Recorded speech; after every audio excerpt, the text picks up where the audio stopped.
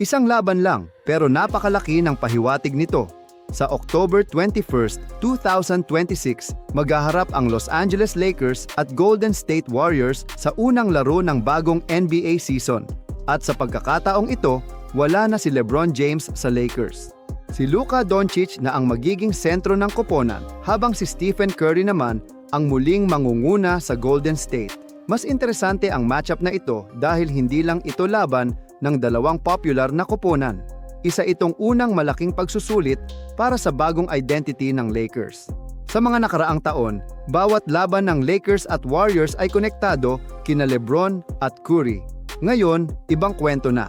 Si Luka ang kailangang humarap sa pressure na kasama ng pagiging pangunahing superstar ng Lakers.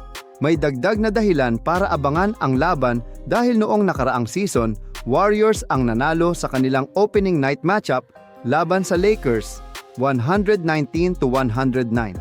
Kahit umiskor si Luka ng 43 points at kumuha ng 12 rebounds, hindi sapat iyon para pigilan sina Stephen Curry at Jimmy Butler na pamunuan ang Golden State sa panalo.